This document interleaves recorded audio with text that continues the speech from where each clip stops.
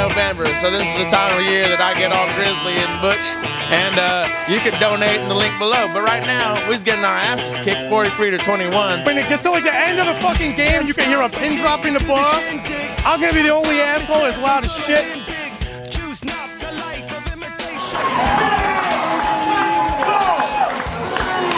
Feel as though you guys had a terrible game plan at the first.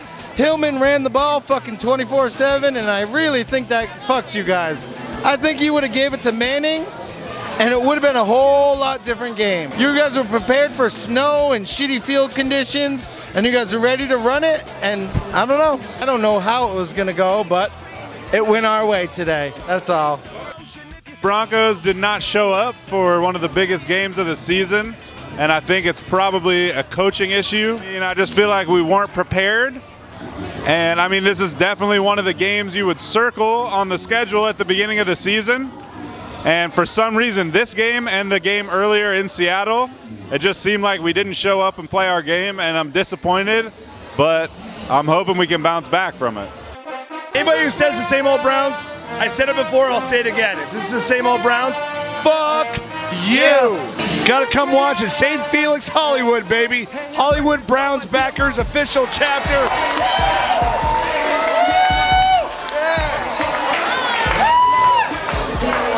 They played a Brownsy game today, but they won it.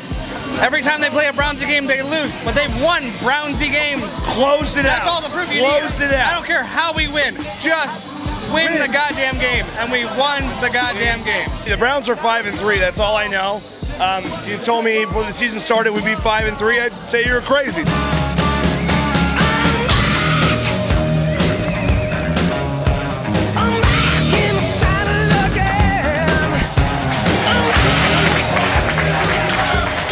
We have a team.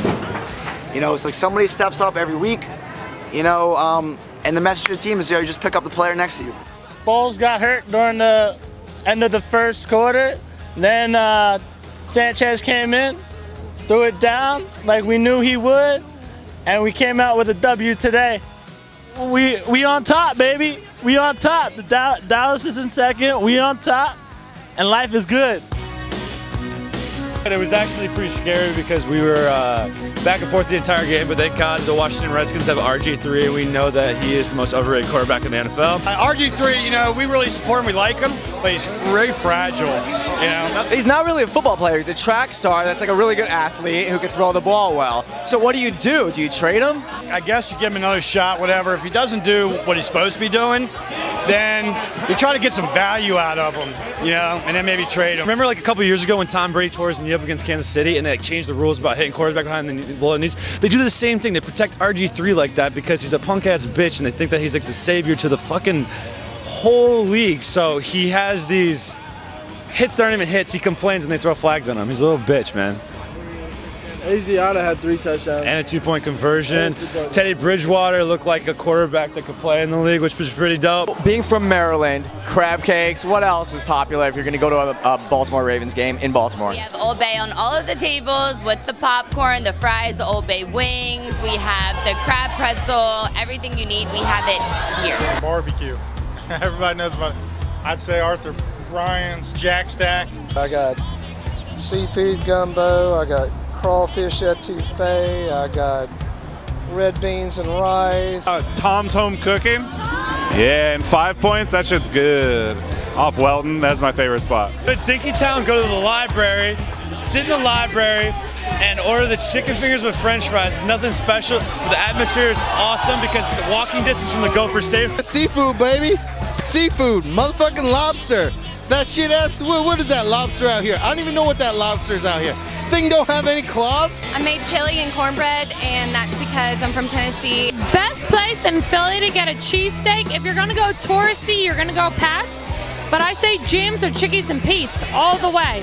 Everything in Chicago has a lot of cheese in it, which is awesome. So yeah, pizza. Deep dish pizza, Italian beef, Chicago-style hot dogs. Chicago's known for its hot dogs, and no one loves a good hot dog as much as me and my wife. The North Carolina Lexington barbecue is really the finest food God ever put on earth. Every single one's got a story to tell. about it.